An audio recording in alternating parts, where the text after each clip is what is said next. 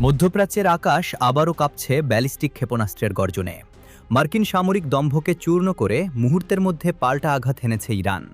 Operation epic ফিউরির নামে আমেরিকার টানা ৪০ দিনের আগ্রাসন আর ভঙ্গুর যুদ্ধবিরতির নাটককে বুড়ো আঙুল দেখিয়ে পারস্য উপসাগরে মার্কিন ঘাঁটিগুলোকে লক্ষ্যবস্তু বানিয়েছে ইরানের elite force, Islamic Revolutionary Guard Corps বা আইআরজিসি। ওয়াশিংটন যখন ভেবেছিল ইরানের রাডার স্টেশন ধ্বংস করে তারা পার পেয়ে যাবে, ঠিক তার কয়েক ঘন্টার মাথায় কুয়েত এবং বাহরাইনের মার্কিন সামরিক ঘাঁটিতে ঝাঁকে ঝাঁকে ক্ষেপণাস্ত্র ছুড়ে তেহরান বুঝিয়ে দিয়েছে, আঘাত এলে পাল্টা আঘাত করতে তারা ১ সেকেন্ডও দেরি করবে না। ইরানি সংবাদ মাধ্যম তাসনিম নিউজ এবং মার্কিন সেন্ট্রাল কমান্ড বা সেন্টকম উভয় পক্ষই নিশ্চিত করেছে এই ভয়াবহ সংঘাতের খবর। আইআরজিসি জানিয়েছে শনিবার ভোরে মধ্যপ্রাচ্য অঞ্চলে শত্রুদের মূল ঘাঁটিগুলো লক্ষ্য করে নিখুঁত নিশানা এবং অত্যাধুনিক অ্যারোস্পেস ক্ষেপণাস্ত্র নিক্ষেপ করা হয়েছে। বিশেষ করে কুয়েতের আন্তর্জাতিক বিমানবন্দর এবং বাহরাইনে অবস্থিত মার্কিন নৌবাহিনীর অত্যন্ত গুরুত্বপূর্ণ পঞ্চম ফ্লিটের সদর দপ্তরকে টার্গেট করে এই হামলা চালানো হয়। যদিও মার্কিন সেন্টকম দাবি করছে তারা ক্ষেপণাস্ত্রগুলো প্রতিহত করেছে, কিন্তু পারস্য উপসাগরের বুক চিরে মার্কিন ঘাঁটির দিকে ধেয়ে যাওয়া ৭টি ইরানি ব্যালিস্টিক ক্ষেপণাস্ত্র ওয়াশিংটনের পেন্টাগনে তীব্র আতঙ্ক ছড়িয়ে দিয়েছে। কিন্তু কেন হঠাৎ এই তুমুল যুদ্ধাবস্থা? এর পেছনে রয়েছে আমেরিকার সরাসরি উস্কানি।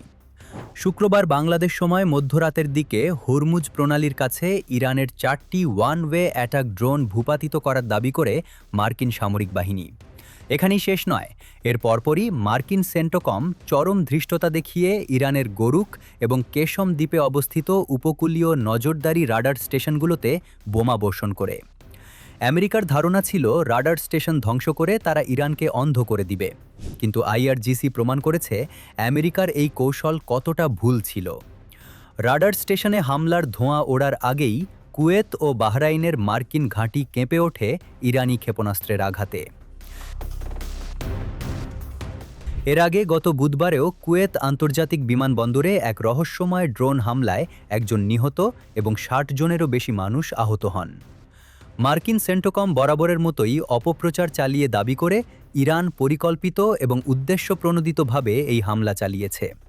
তবে পশ্চিমা মিডিয়ার এই মিথ্যাচারকে কড়া ভাষায় প্রত্যাখ্যান করেছে আইআরজিসি। ইরানের স্পষ্ট বক্তব্য, কুয়েতে এই ক্ষয়ক্ষতির কারণ ইরানের কোনো হামলা নয়, বরং আমেরিকার নিজেদের ত্রুটিপূর্ণ ও ব্যর্থ ক্ষেপণাস্ত্র প্রতিরোধ ব্যবস্থার ইন্টারসেপ্টর মারাত্মক ভুল। নিজেদের ব্যর্থতা ঢাকতেই আমেরিকা ইরানের একটি তেলবাহী ট্যাঙ্কার এবং কেশম দ্বীপে অন্যায় হামলা চালিয়েছিল, যার যোগ্য জবাব দিতে ইরান বিন্দুমাত্র দেরি করেনি। গত ২৮ ফেব্রুয়ারি থেকে শুরু হওয়া মার্কিন আগ্রাসনের পর ৮ এপ্রিল যে যুদ্ধবিরতি হয়েছিল তা এখন পুরোপুরি মৃত। একদিকে গাজা ও লেবাননে মার্কিন মদতপুষ্ট ইসরায়েলি বাহিনীর বর্বরতা চলছে, অন্যদিকে পারস্য উপসাগরে সরাসরি আমেরিকার মুখোমুখি দাঁড়িয়েছে তেহরান।